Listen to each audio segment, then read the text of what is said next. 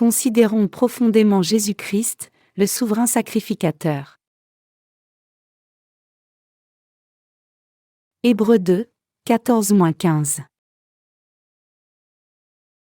Ainsi donc, puisque les enfants participent au sang et à la chair, il y a également participé lui-même, afin que, par la mort, il anéantisse celui qui a la puissance de la mort, c'est-à-dire le diable, et qu'il délivra tous ceux qui, par crainte de la mort, étaient toute leur vie retenus dans la servitude. Dieu a envoyé Jésus-Christ en mission pour faire de pécheurs comme nous ses enfants. Hébreux 2h14 dit, « Ainsi donc, puisque les enfants participent au sang et à la chair, il y a également participé lui-même, afin que, par la mort, il anéantisse celui qui a la puissance de la mort, c'est-à-dire le diable. » Lui ici désigne Jésus-Christ, le Fils de Dieu. Dieu le Père lui a fait revêtir la chair humaine et le sang comme nous quand il a envoyé son Fils unique sur la terre pour nous délivrer des péchés du monde. Même le Sauveur et Créateur a eu part à la chair et au sang comme les humains. En d'autres termes, le Sauveur Jésus-Christ est vraiment devenu un homme pour nous délivrer du péché du monde. Dieu le Père a mis la chair humaine sur son Fils et l'a envoyé dans ce monde pour qu'il puisse sauver tous les êtres humains qui sont liés à la chair par leurs péchés. Dieu le Père a mis son Fils, Créateur de l'univers, parmi les humains pour les remettre tous de tous les péchés du monde. C'est la raison pour laquelle Dieu le Père a fait que son Fils Jésus-Christ prenne part à la chair et au sang. Il voulait délivrer son peuple couvert de péchés de tous les péchés. Et c'est la grâce de Dieu. Quand nous comprenons cela pleinement, nous pouvons comprendre l'évangile de l'eau et de l'esprit. Lui a pris part aussi à la chair et au sang. Il est écrit dans la lecture des Écritures d'aujourd'hui, « Ainsi donc, puisque les enfants participent au sang et à la chair, il y a également participé lui-même. » À partir de ce verset, nous pouvons apprendre ce que Dieu le Père avait à l'esprit quand il a créé les humains. Avant que Dieu ne nous ait créés, il a créé les anges d'abord. Satan était à l'origine un archange mais a été condamné par Dieu pour l'avoir défié d'être comme lui. Par ce récit, Dieu montre qu'aucune créature ne peut le défier. Puis Dieu a créé l'humanité comme objet de son amour. Il avait un but très clair dans la création des humains. Il voulait nous adopter comme ses enfants et nous montrer sa grâce. Donc il nous a fait de peu inférieurs aux anges pour un peu de temps. Le plan de Dieu était de nous mettre en position d'être ses enfants et de nous montrer son amour et sa grâce. Quand il a créé Adam et Ève, il savait déjà que la tromperie de Satan les ferait tomber dans le péché. Il a permis que cela arrive, car il avait un plan futur de sauver les humains par son Fils, complètement. Et quand le péché est entré en Adam, Dieu le Père a envoyé son Fils et a sauvé les humains selon ses plans. Considérez-vous que ce soit sans importance d'avoir reçu la rémission de tous vos péchés en comprenant et croyant en la justice de Jésus? Je veux que vous sachiez que nous avons été sauvés de la destruction par la grande vérité de Dieu. Après avoir appris le grand plan de Dieu en faisant briller la lumière de la justice de Jésus-Christ, nous pouvons réaliser que tout a été planifié par Dieu pour notre salut. Quelle est la raison pour laquelle Dieu le Père a envoyé son Fils Jésus-Christ dans ce monde? C'est parce qu'il voulait nous sauver de tous nos péchés, de la mort et de Satan, et nous montrer sa faveur et nous faire asseoir à la droite du trône de Dieu dans le futur. Il nous a donné la grâce du salut en son Fils et voulait que nous louions sa justice. C'était le plan du salut de Dieu. Pour cette seule raison, nous sommes reconnaissants à Dieu. De nos jours, les étudiants doctorants des séminaires étudient le concept du Dieu trinitaire. Ils apprennent à propos de Dieu le Père, du Fils, et du Saint-Esprit qu'ils ont un seul Dieu avec différentes fonctions. Mais ils ne comprennent pas très bien ce concept. Les théologiens enseignent à leurs étudiants que Dieu le Père avait un plan de salut pour les croyants, et qu'il allait l'accomplir à travers le sacrifice du Fils. Cependant, puisqu'ils ne connaissent pas l'évangile de l'eau et de l'esprit, ils ne peuvent pas enseigner le concept juste de la Trinité. Par conséquent, leurs enseignements causent de la confusion dans la pensée des étudiants. Les étudiants doctorants de tels théologiens ne peuvent pas comprendre le concept de la Trinité, car ils apprennent l'œuvre du Père, du Fils et du Saint-Esprit, sans connaître l'évangile de l'eau et de l'Esprit. Par contre, ceux qui croient en l'évangile de l'eau et de l'Esprit peuvent comprendre le Dieu trinitaire et son ministère pleinement. Donc, si vous voulez connaître Dieu la Trinité, vous devez d'abord croire en l'évangile de l'eau et de l'Esprit. Les gens qui croient en l'évangile de l'eau et de l'Esprit peuvent comprendre clairement que Jésus-Christ est le Sauveur qui a enlevé tous nos péchés et que le Saint-Esprit est le garant de cette œuvre de salut. Le Dieu trinitaire a créé les cieux et la terre, a planifié notre salut, nous a sauvés des péchés une fois pour toutes par l'évangile de l'eau et de l'Esprit. C'est pour cela que Dieu vient dans le cœur de ceux qui ont reçu la rémission des péchés par la foi en l'évangile de l'eau et de l'Esprit, et promet « Je vais demeurer dans ton cœur, non dans le temple de Salomon ».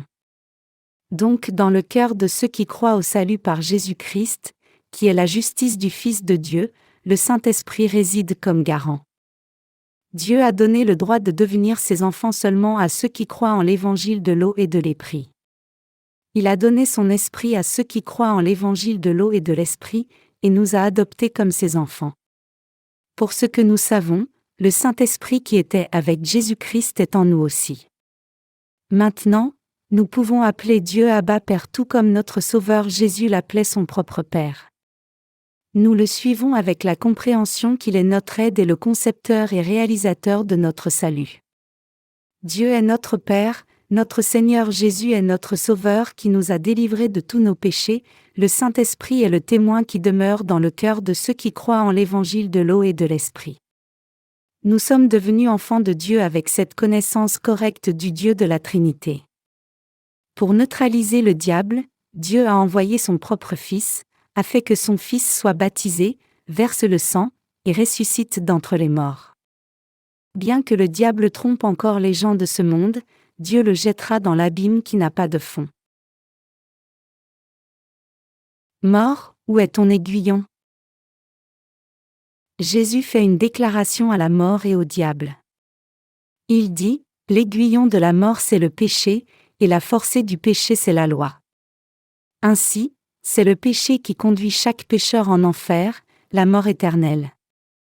Pour les pécheurs comme nous qui vont mourir de l'aiguillon de nos propres péchés, Dieu le Père a planifié d'envoyer son Fils Jésus comme le Sauveur de toute l'humanité et de transférer tous ses péchés sur Jésus. Ce plan a été accompli par la crucifixion de Jésus après qu'il ait été baptisé par Jean-Baptiste.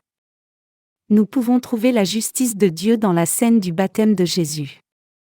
Il est écrit en Matthieu 3h15, « Laisse faire maintenant, car il est convenable que nous accomplissions ainsi tout ce qui est juste. » Ce passage signifie qu'il est plus que correct que Jésus prenne tous les péchés sur lui-même par le baptême reçu de Jean-Baptiste. En d'autres termes, Jésus devait recevoir le baptême de Jean-Baptiste, qui a enlevé les péchés du monde pour aller à la croix, il est mort, a été enseveli, puis est ressuscité d'entre les morts pour qu'il puisse sauver tous les humains de tous leurs péchés. Le péché conduit à la mort. Maintenant, la mort ne peut pas régner sur les croyants en cette vérité puisque Jésus-Christ a pris tous les péchés du monde puis est mort à la croix et ressuscité d'entre les morts. Il est réservé aux hommes de mourir une seule fois, après quoi vient le jugement, Hébreux 9h27. Nous étions des êtres méchants destinés à l'enfer, sans exception. Néanmoins, notre Seigneur nous a tant aimés et nous a transformés, nous les croyants en l'évangile de l'eau et de l'Esprit, en ces enfants qui ne mourront jamais. Nous devons comprendre ce que l'auteur du livre aux Hébreux voulait dire dans ce verset. Ceux qui ont reçu la rémission des péchés en comprenant et croyant en la justice de Jésus n'ont aucun péché. Les pécheurs ne peuvent même pas rôder autour d'eux, mais la vie éternelle les attend plutôt. Dieu le Père nous dit même qu'il a envoyé son Fils sur la terre pour libérer ceux qui sont emprisonnés et esclaves du péché. Seuls ceux qui croient en l'évangile de l'eau et de l'Esprit n'ont aucun péché mais ont la vie éternelle. Les péchés peuvent-ils rester intacts dans nos cœurs quand nous croyons en l'évangile de l'eau et de l'Esprit ? Non.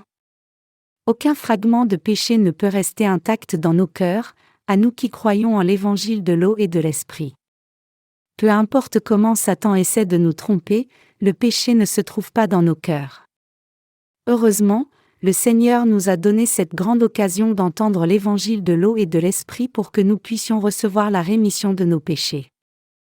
La malédiction de la mort ne peut pas se trouver en ceux qui sont nés de nouveau en croyant au baptême et au sang de Jésus. Cependant, le péché reste intact en ceux qui ne connaissent pas l'évangile de l'eau et de l'esprit. Ils vont payer le prix de leur ignorance, s'ils ne reçoivent pas la rémission des péchés en croyant en l'évangile de l'eau et de l'esprit. Pour cette raison, les esclaves de la mort qui sont soumis au pouvoir du diable doivent recevoir la rémission des péchés. Les pécheurs tremblent toujours de peur.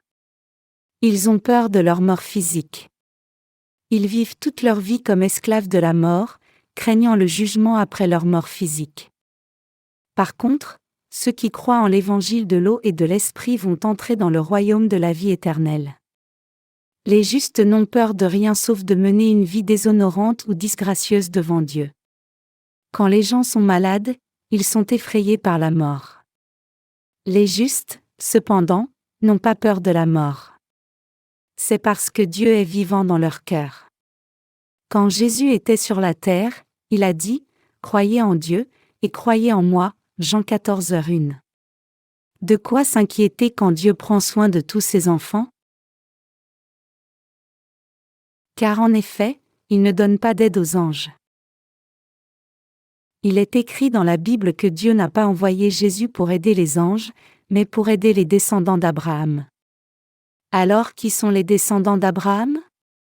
Dieu dit à Abraham, « Toutes les nations de la terre seront bénies en ta postérité, parce que tu as obéi à ma voix. » Genèse 22h18. Ici, ta postérité désigne Jésus-Christ, mais cela désigne aussi quiconque croit la parole de Dieu tout comme l'a fait Abraham. Spirituellement parlant, les descendants d'Abraham sont les justes qui ont reçu la rémission des péchés par leur foi en la justice de Jésus-Christ. De tels héritiers du salut ont le désir de mettre leur foi en l'œuvre juste faite par Jésus-Christ et d'être sauvés, même s'ils sont liés dans leur chair et destinés à mourir à cause de leurs péchés. Dieu le Père a envoyé son Fils Jésus-Christ pour ces gens-là.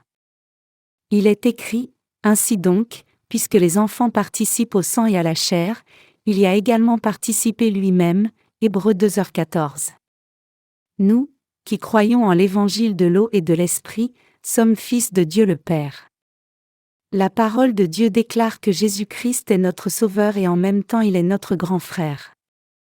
C'est incompréhensible pour ceux qui ne croient pas en l'évangile de l'eau et de l'esprit. Qu'a fait Jésus-Christ sur cette terre?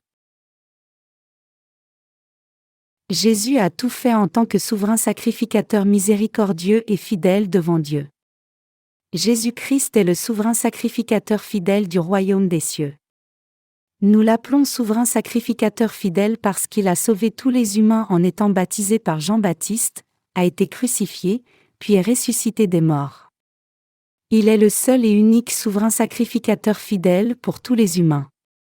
Au temps de l'Ancien Testament, les souverains sacrificateurs offraient des sacrifices pour expier les péchés de leur peuple. Sans qu'ils ne fassent la propitiation des péchés, il n'y avait pas de moyen que les gens reçoivent la rémission des péchés.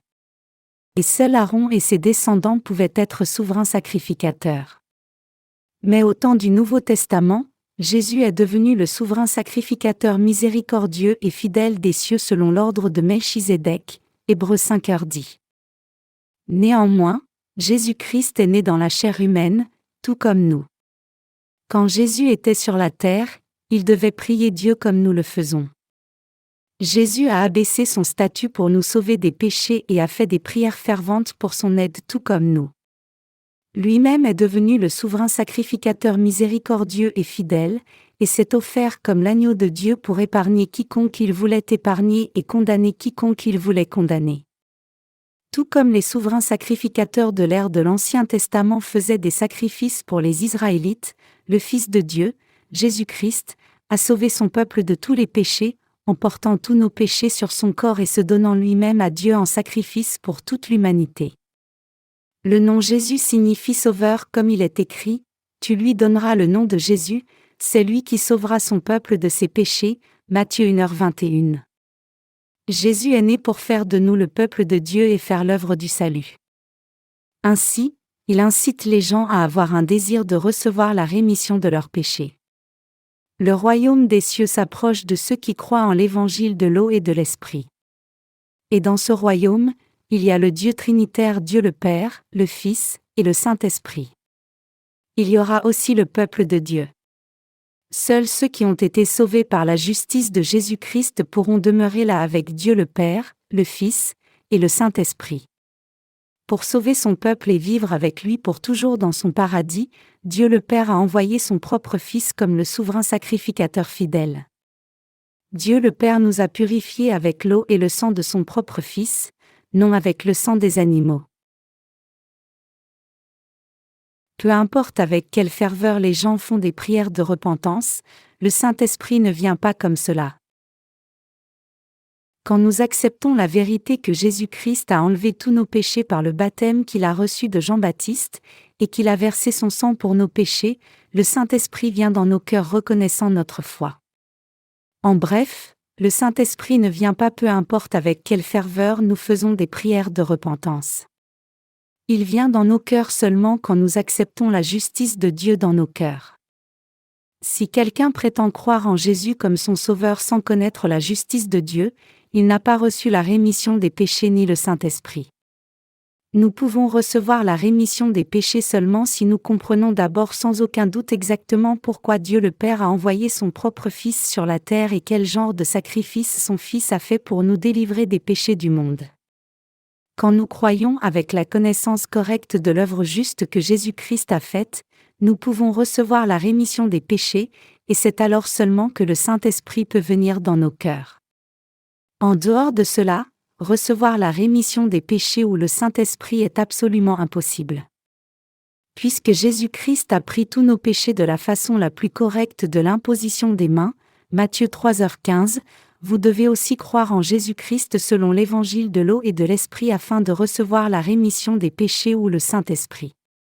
En d'autres termes, si vous ne reconnaissez pas l'œuvre juste, que Jésus a enlevé tous les péchés du monde par le baptême qu'il a reçu de Jean-Baptiste, vos péchés resteront intacts dans votre cœur, pour ne pas mentionner le Saint-Esprit qui ne pourra pas et ne viendra pas dans votre cœur. Le fait que nous ayons reçu la rémission des péchés en croyant en l'évangile de l'eau et de l'esprit s'est fait grâce au plan de Dieu pour notre salut. Jésus-Christ est venu sur la terre en obéissance à Dieu, il a été baptisé par Jean-Baptiste et a versé son sang pour nous sauver de tous nos péchés. Quand nous acceptons cette vérité, nous recevons la rémission de nos péchés et le Saint-Esprit comme un don. À ce moment-là, le Saint-Esprit approuve notre citoyenneté du royaume de Dieu. Et cette approbation est effective éternellement parce que le Saint-Esprit est le même Dieu que Dieu le Père, et Jésus-Christ le Fils. Cependant, si nous croyons en Jésus en omettant même une chose du plan parfait de Dieu, le Saint-Esprit ne peut pas demeurer dans nos cœurs. Le Saint-Esprit est pareil à Dieu le Père, donc il demeure seulement dans les cœurs purs de ceux qui ont reçu la rémission des péchés. Il viendra dans nos cœurs seulement si nous sommes unis à Jésus en croyant en l'évangile de l'eau et de l'esprit. C'est si pitoyable que beaucoup de gens disent « J'ai reçu le Saint-Esprit en faisant des prières de repentance », comme réponse à notre question « Comment pouvez-vous recevoir le don du Saint-Esprit ?» Ne connaissant pas le plan de Dieu, ni la justice de Jésus qui est venu par l'évangile de l'eau et de l'esprit, ils insistent quand même disant qu'ils ont reçu le don du Saint-Esprit en faisant des prières de repentance avec ferveur. Ils sont fortement convaincus d'une telle notion présomptueuse. Mais la vérité c'est que le Saint-Esprit vient seulement dans le cœur de ceux qui ont reçu la rémission des péchés en croyant en l'évangile de l'eau et de l'esprit. Il est écrit « Repentez-vous, et que chacun de vous soit baptisé au nom de Jésus-Christ, pour le pardon de vos péchés, et vous recevrez le don du Saint-Esprit. » Acte 2h38. Comme c'est dit dans ce verset, le Saint-Esprit vient dans notre cœur quand nous recevons la rémission des péchés en croyant en l'évangile de l'eau et de l'esprit. Alors, le Saint-Esprit atteste que nous sommes fils de Dieu et notre salut par Jésus-Christ. Nous pouvons faire des erreurs et devenir oublieux de la grâce de Dieu, mais le Saint-Esprit, l'aide qui demeure en nous, nous guide et nous dirige pour vivre notre foi. Il certifie que nous sommes devenus enfants de Dieu. Il atteste aussi que Dieu a sauvé des gens insuffisants comme nous par le baptême d'eau de Jésus et son sang à la croix. Et il grave dans nos cœurs l'évangile de l'eau et de l'esprit pour que nous n'oublions pas le fait que nous avons reçu la rémission des péchés. Donc, il nous fait louer la justice du Seigneur pour toujours et à jamais. Ainsi, le Saint-Esprit est dans le cœur des justes. Ayant été tenté lui-même dans ce qu'il a souffert. Il est écrit, car, ayant été tenté lui-même dans ce qu'il a souffert, il peut secourir ceux qui sont tentés, Hébreux 2h18. Jésus-Christ a pris de façon juste tous nos péchés par son baptême, il a été tenté, et il a souffert à la croix. Quand nous regardons les Écritures, il a été tenté de toutes les façons, c'est-à-dire par les désirs de la chair, les désirs des yeux, et l'orgueil de la vie. Il a été tenté par ce qui est comestible, ce qui est visible, et ce qui est honorable. Pendant qu'il était dans le désert pendant 40 jours en jeûne et prière, il a été conduit par le Saint-Esprit, et tenté par le diable. Pendant ces 40 jours, il a été tenté de toutes les façons possibles qu'un humain puisse rencontrer. Ce qui est important ici dans ce récit, c'est qu'il a surmonté toutes ces tentations et épreuves. De plus, puisque le Seigneur lui-même a souffert, et étant tenté, est-il capable d'aider ceux qui sont tentés? Jésus-Christ savait déjà quel genre de péché nous commettrions, ou quelles sont nos faiblesses. C'est ainsi que Jésus-Christ a pu prendre tous les péchés du monde sur son corps. Ce n'est pas vrai qu'il aurait enlevé les péchés d'aujourd'hui seulement et que nous devrions nous charger de nos péchés futurs nous-mêmes en faisant des prières de repentance. Plutôt, Jésus a pris tous nos péchés, les péchés passés, les péchés d'aujourd'hui, et les péchés du futur et les a enlevés une fois pour toutes. La Bible déclare, « Le salaire du péché c'est la mort » Romains 6h23. Comme le dit ce verset, nos péchés ne peuvent pas être éradiqués à moins que le salaire ne soit payé. Sans paiement, rien concernant les problèmes de péché ne peut être résolu. Si notre Seigneur avait pris seulement les péchés du passé et non les péchés du futur, comment pourrions-nous recevoir le salut par la foi? Puisque Dieu comprend pleinement ceux qui sont tentés par les péchés, il a enlevé tous les péchés par le baptême. Jésus a enlevé tous nos péchés, y compris les péchés du futur. Puisqu'il a souffert lui-même, étant tenté, il connaissait très bien nos faiblesses, la foi, la mémoire et la volonté. En bref, il savait que nous sommes démunis de sorte qu'il a pris tous nos péchés par son baptême et nous a rendus parfaits. C'est la vérité que l'auteur du livre aux Hébreux apporte. Rappelez-vous que personne ne peut être pardonné même des péchés d'un seul jour en faisant des prières de repentance. La Bible nous dit clairement que le problème du péché ne peut pas être résolu par des mots seulement. Elle déclare, « Sans effusion de sang il n'y a pas de pardon » Hébreux 9h22. Dieu dit que nous devons payer le prix de tous nos péchés par des sacrifices. Pour les péchés concernant les choses saintes du Seigneur, des pièces d'argent devaient être données comme offrande pour la transgression, Lévitique 5h14. Chers chrétiens, vous devez savoir que vous ne méritez même pas le plus bas endroit de l'enfer si vous conduisez votre prochain en enfer en le déroutant par de fausses doctrines. Vous méritez un endroit pire que l'enfer si cela existe. La question réelle est celle-ci, pouvez-vous résoudre le problème de votre péché même si vous payez le prix par vous-même? Non. Pas du tout.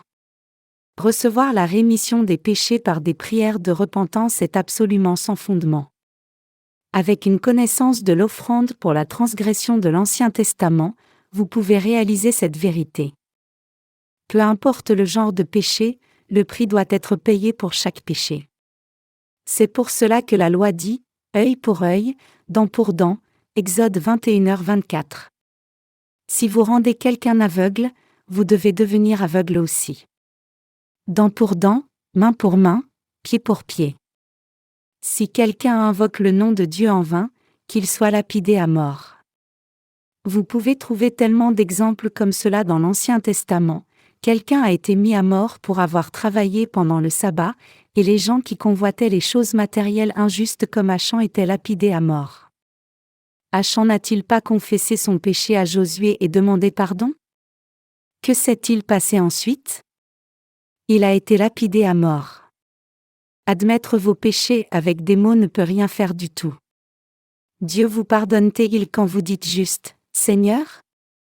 Veuille pardonner mon péché. Je ne le referai plus » La loi de Dieu déclare « œil pour œil, dent pour dent ». Dieu est le Dieu de justice et il ne méprise jamais aucun péché qui soit. Avant que Dieu ne pardonne, il demande une rançon. Pour nous donner sa pleine rémission des péchés, Dieu a envoyé son Fils, Jésus-Christ, dans la même chair d'homme, il a transféré tous les péchés du monde sur son propre Fils, et il a fait que son Fils prenne la punition de tous ses péchés. Il nous a délivrés comme cela. Dieu prononce sur nous qu'il nous a pardonnés parce qu'il a puni Jésus à notre place après qu'il ait fait prendre à son Fils tous les péchés sur lui-même à travers son baptême. Puisque Jésus lui-même a souffert étant tenté, il peut nous aider nous humains qui sommes tentés. Donc il peut effectivement sauver chacun de nous des péchés du monde. Lui, en tant que souverain sacrificateur fidèle, nous a ainsi sauvés par son corps baptisé, non par le sang des animaux. Dieu ne vous a pas pardonné inconditionnellement juste parce que vous avez cru en Jésus. Il a envoyé son Fils comme souverain sacrificateur fidèle, lui a fait prendre tous vos péchés correctement par son baptême, et lui a fait payer le prix de vos péchés en étant crucifié. C'est ainsi qu'il vous a sauvés de tous vos péchés. En faisant de son Fils le souverain sacrificateur céleste et le sacrifice de péché de tous les humains, Dieu a transféré tous les péchés du monde sur lui et a pris son sang, pour qu'il puisse tout nous sauver. Autrement, son peuple aurait dû apporter des sacrifices pour le péché une fois par an, sans résoudre le problème du péché fondamentalement. C'est ainsi que nous avons été sauvés. Le mot « rédemption » a un tel arrière-plan. C'est ainsi que Jésus-Christ est devenu notre Rédempteur. Il est devenu le souverain sacrificateur du ciel. Il est venu sur la terre dans la chair humaine pour nous sauver. Il a ensuite été baptisé pour nous à l'âge de 30 ans. Son baptême devait prendre tous nos péchés sur son corps. Quand il allait être baptisé, il a ordonné au serviteur résistant Jean-Baptiste ces paroles : « Laisse faire maintenant, car il est convenable que nous accomplissions ainsi tout ce qui est juste. » Matthieu 3h15. Le baptême de Jésus était nécessaire pour enlever tous les péchés de la race humaine entière. Jésus a été baptisé parce qu'il devait porter les péchés de ce monde sur lui pour apporter le salut à tous les peuples de ce monde. Matthieu 3, 13-17 le confirme. Il a été baptisé pour accomplir toute justice. Le baptême de Jésus était le moyen de Dieu pour transférer tous les péchés sur Jésus. Jésus est notre souverain sacrificateur éternel. En tant que souverain sacrificateur, il a mis tous les péchés du monde sur lui et s'est donné lui-même comme sacrifice éternel afin d'accomplir toute justice, remettre tous nos péchés, et nous délivrer du péché éternellement. Le Seigneur est le Dieu saint qui n'a aucun péché. Sa naissance a commencé par l'œuvre du Saint-Esprit, comme il est écrit, Marie, sa mère, ayant été fiancée à Joseph, se trouva enceinte, par la vertu du Saint-Esprit, Matthieu 1h18. Il est Dieu lui-même qui est venu sur la terre dans un corps humain pour être fidèle à Dieu le Père. Il est dit, Jésus, qui a été fidèle à celui qu'il a établi, comme le fut Moïse dans toute sa maison. Car il a été jugé digne d'une gloire d'autant supérieure à celle de Moïse que celui qui a construit une maison a plus d'honneur que la maison même. Hébreux 3, 2-3. Comparons la fidélité de Jésus à celle de Moïse. Comment était Moïse ? Il a été appelé serviteur de la maison de Dieu. Il est écrit, car il a été jugé digne d'une gloire d'autant supérieure à celle de Moïse que celui qui a construit une maison a plus d'honneur que la maison même. N'y a-t-il pas un constructeur de chaque architecture visible ? Cette maison n'a-t-elle pas son constructeur ? Chaque gratte-ciel de Manhattan a son constructeur aussi. Alors, qu'en est-il de cette grande maison, l'univers ? Jésus est le constructeur et le propriétaire de cet univers. L'auteur du livre des Hébreux le savait très bien. C'est Jésus-Christ qui a créé les cieux et la terre et tout ce qui s'y trouve. Jésus est celui qui a fait cet univers, les étoiles, et cette belle planète Terre. Donc, il est plus fidèle, plus honorable, est plus digne de gloire que quiconque ou quoi que ce soit d'autre. Tout comme il y a un constructeur de chaque maison, Jésus est le constructeur de cet univers et tout ce qui y habite. Qui dans ce monde est le plus fidèle à Dieu? Qui nous aime le plus? C'est Jésus-Christ notre Créateur et Sauveur, comme il est écrit, car un enfant nous est né, un fils nous est donné, et la domination reposera sur son épaule, on l'appellera admirable, conseiller, Dieu puissant, Père éternel, Prince de la paix, Ésaïe 9:6. Il est le souverain sacrificateur le plus fidèle à Dieu. Il n'est pas seulement le Dieu créateur, mais aussi le souverain sacrificateur fidèle à son Père. Il est Jésus-Christ et notre Dieu. Le croyez-vous? Qui nous a déjà tant aimés? Seul Jésus-Christ. Le nom de Jésus-Christ est digne de notre louange et honneur. C'est pour cela que nous l'appelons Seigneur. Il est le Seigneur qui nous a créés. Il est le Sauveur qui nous a délivrés de tous nos péchés. C'est pour cela que l'apôtre Paul a dit qu'au nom de Jésus tout genou fléchira, dans les cieux, et sur la terre, et sous la terre, Philippiens 2:10. Néanmoins, que lui ont fait les hommes pendant qu'il était sur terre dans la chair humaine? Les gens ne l'ont pas accueilli. Le diable a aussi poussé les gens à se moquer. Les gens l'ont frappé au calvaire, disant, toi le bâtard! Est-ce que tu dis que tu es le Fils du Très-Haut? Ils ont craché au visage et lui ont crié de descendre de la croix. Quelqu'un l'a même frappé au visage. Sachant que tout cela allait arriver, Jésus a reçu le baptême au Jourdain pour nous sauver de tous nos péchés. Jésus nous a sauvés complètement des péchés du monde. Jésus est le Dieu Tout-Puissant et le Fils de Dieu le Père et notre propriétaire. C'est la raison pour laquelle nous fléchissons tout le genou devant la justice du Seigneur. Même les démons fléchissent le genou devant lui.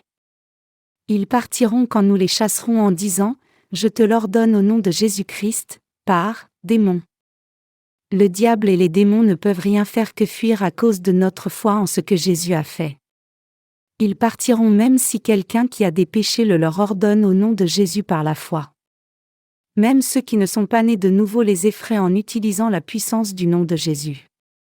Pour Moïse, il a été fidèle dans toute la maison de Dieu, comme serviteur, pour rendre témoignage de ce qui devait être annoncé, mais Christ l'est comme fils sur sa maison, et sa maison, c'est nous, pourvu que nous retenions jusqu'à la fin la ferme confiance et l'espérance dont nous nous glorifions. Hébreux 3, 5-6.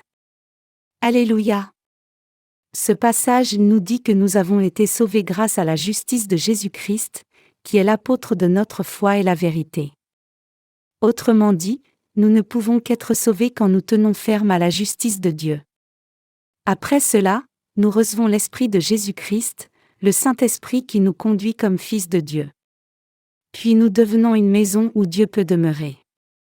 Le serviteur qui a écrit le livre aux Hébreux décrit ceux qui sont sauvés comme la maison de Dieu. Nous sommes sa maison si Dieu est dans nos cœurs. C'est pour cela que le cœur du juste est appelé le temple de Dieu. Nos corps sont le temple de Dieu. Le Seigneur nous appelle sa maison. Ceux qui sont sauvés sont sa maison. Jésus est l'apôtre de la foi et notre souverain sacrificateur. Dieu est notre Père et son Fils est notre souverain sacrificateur. Grâce à sa justice, le Saint-Esprit peut venir dans nos cœurs. Nos péchés, qui sont commis selon la loi mosaïque, ne disparaissent pas par nos prières de repentance, plutôt, nous avons été sauvés en croyant en la justice du Fils fidèle de Dieu. Le Seigneur a accompli le salut des péchés du monde par l'évangile de l'eau et de l'Esprit et nous l'a donné à chacun de nous.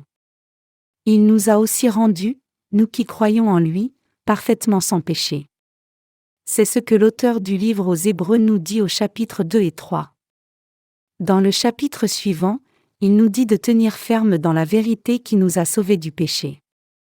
Il nous avertit aussi, disant, « N'endurcissez pas vos cœurs, comme lors de la révolte, le jour de la tentation dans le désert. » Il continue en disant, « Confiez-vous en la justice de Jésus-Christ, qui est l'apôtre de la foi. » Il exhorte ceux qui ne croient pas en la justice de Dieu disant qu'ils iront finalement en enfer. C'est ce qui arrivera à quiconque piétine le nom du Fils de Dieu. Nous avons reçu le salut quand nous nous confions en Jésus selon la justice de Dieu. Quand le Seigneur nous a sauvés, il a effacé tous nos péchés entièrement pour nous amener au ciel. Il a enlevé tous nos péchés en les transférant sur son corps par le baptême qu'il a reçu de Jean-Baptiste, et en payant le prix de tous ses péchés à la croix. Nous pouvons maintenant venir devant Dieu en croyant en lui comme ceci. L'auteur du livre aux Hébreux nous dit que c'est le chemin de la foi. Connaissez-vous la vérité de la foi qui peut nous sauver de tous les péchés du monde? Quelle est la vérité d'évangile de l'eau et de l'esprit qui a enlevé tous nos péchés? Jésus a reçu le baptême de Jean-Baptiste, car il devait prendre tous nos péchés sur lui. Puis il a pris la punition de tous ses péchés à notre place. Donc, nous devons comprendre la justice de Dieu avant d'y mettre notre foi. Le Fils de Dieu sauve les gens par la loi de la foi. Le livre des Hébreux nous dit aussi que nous devons croire avec la compréhension exacte de la façon dont il nous a sauvés, quand nous mettons notre foi en Jésus-Christ le Fils de Dieu comme notre Sauveur. Nous savons tous que Jésus-Christ est le Fils de Dieu. Et nous le croyons. Ainsi donc, puisque les enfants participent au sang et à la chair, il y a également participé lui-même, Hébreux 2h14. Le mot « enfant » dans ce verset désigne les enfants de Dieu. La raison pour laquelle Jésus a part à la chair et au sang est expliquée dans les versets 14, 15 et 16, afin que, par la mort, il anéantit celui qui a la puissance de la mort, c'est-à-dire le diable, et qu'il délivra tous ceux qui, par crainte de la mort, étaient toute leur vie retenus dans la servitude. Car assurément ce n'est pas à des anges qu'il vient en aide, mais c'est à la postérité d'Abraham, Hébreux 2, 15-16. Le Seigneur a pris part à la chair et au sang pour nous aider. Chers chrétiens, êtes-vous devenus la postérité d'Abraham? Qui est la postérité d'Abraham? Nous sommes la postérité qui croit en la justice de Jésus-Christ. Le Nouveau Testament commence par le passage suivant, généalogie de Jésus-Christ, fils de David, fils d'Abraham, Matthieu 1h1. Qui sont ceux qui sont devenus son peuple dans la justice de Jésus-Christ? Ce sont ceux qui ont reçu la rémission des péchés en croyant en l'évangile de l'eau et de l'esprit. Nous sommes nés de nouveau hors de l'état pécheur en croyant en l'évangile de l'eau et de l'esprit. Chers croyants, nous les croyants en l'évangile de l'eau et de l'esprit demeurons-nous encore dans les péchés? Avons-nous un péché qui serait intact dans nos cœurs? Non, pas du tout. Disons que je sois allé dans un magasin payer les choses que j'aurais prises précédemment à crédit. J'y vais en oubliant complètement que j'ai payé la veille. Quand je dirai à la propriétaire du magasin, « Dame, je vous dois de l'argent, n'est-ce pas ?» Elle dirait, « Vous me l'avez donné hier. » Je ne me rappellerai pas l'avoir payé, donc je lui donnerai quand même l'argent en disant, « Vous devez faire erreur. » Quel acte présomptueux je ferai! Tout comme cet exemple, les gens qui font des prières de repentance tous les jours n'admettent pas le fait que Jésus-Christ ait déjà enlevé tous leurs péchés comme les nôtres, mais continuent de demander le pardon de leurs péchés en s'attachant seulement à la croix. Si vous ne connaissez pas la justice de Jésus et croyez que vous êtes sauvés, alors vous êtes dans l'erreur. C'est aussi mauvais de demander chaque jour, « Seigneur, veuille enlever mes péchés. » Mais tant de chrétiens le font en croyant qu'ils doivent faire des prières de repentance chaque jour pour être purifiés de leurs péchés qui restent intacts dans leur cœur. Ces gens pourraient bien souffrir de maladies mentales plus tard. Chers croyants, nous devons croire en Jésus-Christ selon la vérité de l'évangile de l'eau et de l'esprit. Dieu le Père a envoyé Jésus-Christ son Fils pour nous sauver, nous sommes devenus ses enfants par la foi en l'œuvre de salut de ce Jésus-Christ. C'est pour cela que le Saint-Esprit est venu dans nos cœurs. Je remercie le Seigneur par la foi pour chaque bénédiction qu'il nous a donnée.